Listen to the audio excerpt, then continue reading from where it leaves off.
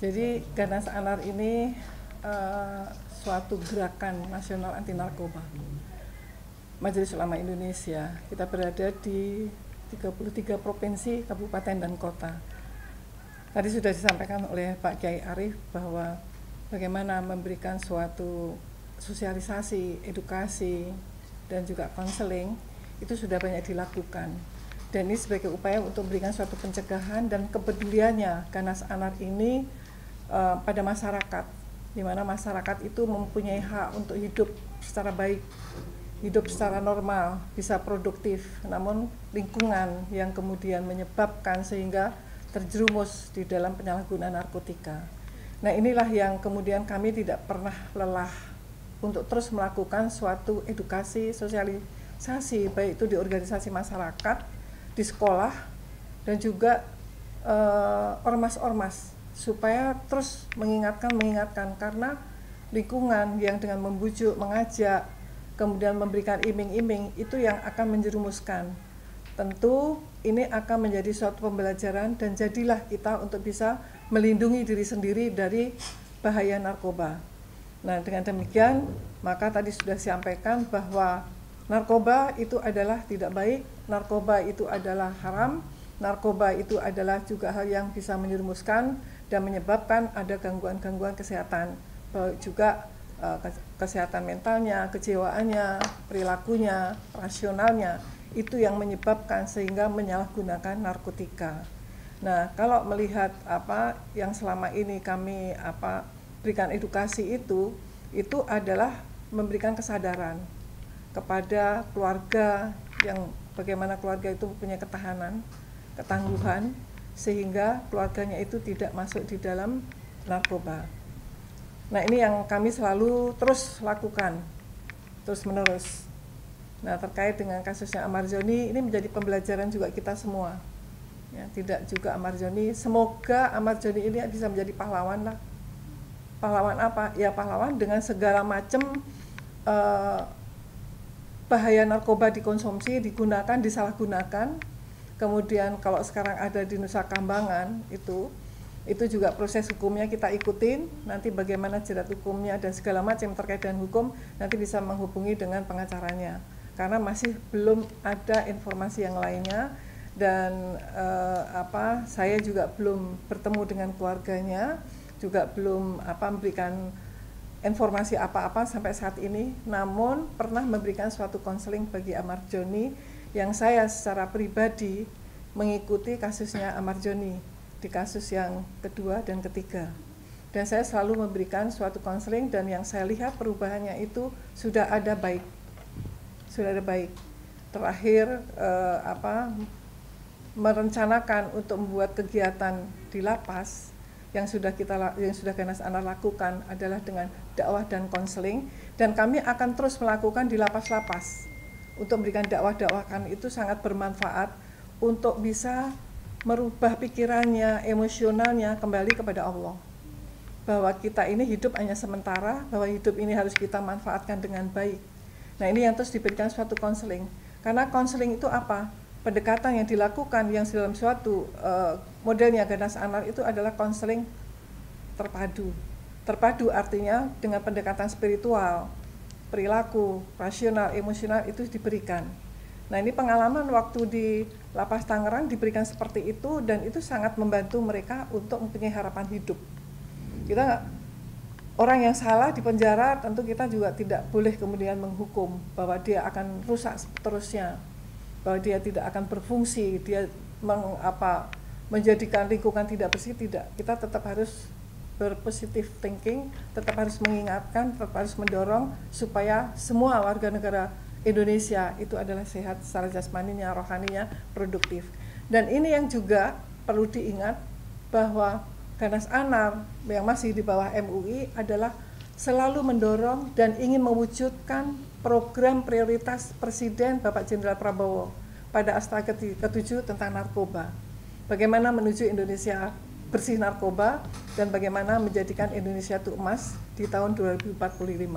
Tentu semuanya yang penyalahgunaan narkotika harus pulih, harus sehat, dan harus kembali kepada fitrahnya sebagai hamba Allah. Itu. Ibu, mungkin sedikit ada ini nggak sih rasa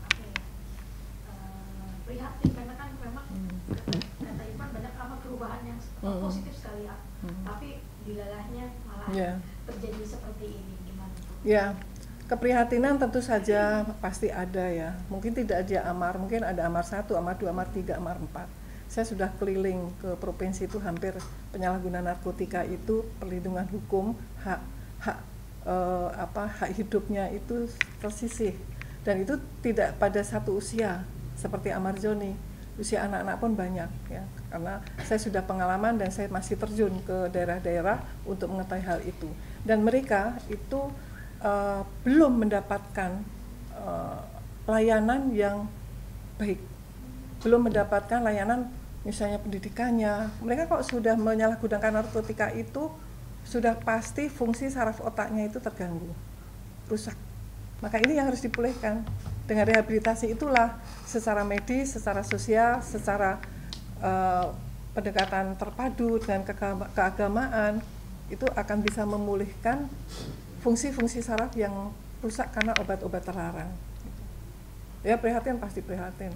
Karena ini kan amar 1, kita belum tahu tuh amar yang kedua, kasus yang sama di tempat daerah yang lain belum tahu, kita juga tahu. Apa sih yang akhirnya mengakibatkan amar kembali terjatuh lagi? Karena kan memang kita tahu sudah didampingi konseling juga segala macam. Apa sih yang mungkin pengaruh besar sendiri yang sulit keluar? Oke. Ini kan saya sudah menangani yang menyalahgunakan narkotika itu sudah dari sejak 2014 sampai sekarang. Mungkin bukan 1998. Saya itu penggiat narkoba, saya penyuluh narkoba dan saya sprint dari Kapolri saat itu. Dan di situ saya melihat, maka sampai saya backgroundnya di bimbingan dan konseling itu tetap akan berikan bimbingan, berikan arahan-arahan, mendampingi. Itu yang penting gitu. Nah, mengapa bisa terjadi seperti ini dan terus aja meningkat terus begitu? Ya karena memang lingkungan yang tidak bagus, lingkungan yang mempori tidak bagus. Sekali menggunakan kemudian mengulang kembali itu akan menjadi suatu kebiasaan, sistem pengulangan. Itu yang menyebabkan sehingga kecanduan. Nah, kecanduan ini itu tidak bisa kemudian seperti orang luka dijahit, patah, dipasang pen, nggak bisa begitu. Karena di saraf otak itu nggak bisa diambil diganti saraf yang lain. Caranya bagaimana? Ya merubah mindsetnya, memperbaiki perilakunya, emosionalnya, bagaimana mengelola emosional. Dan semua jenis obat-obat terlarang di dalam narkoba, narkotika, psikotropika, zat-zat adiktif, semua berdampak kepada fungsi saraf otak. Penyalahgunaan karena menyalahgunakan yang salah. Itu. Bu, mungkin terakhir kali ketemu sama Amar, kapan Bu dan apa yang mungkin ada obrolin sama Amar dengan Ibu sendiri? Saya pada bulan Agustus itu saya nengok ke sana, itu yang saya lihat sudah bagus dan secara kasat mata saya dia sudah sepertinya tidak ketergantungan lagi.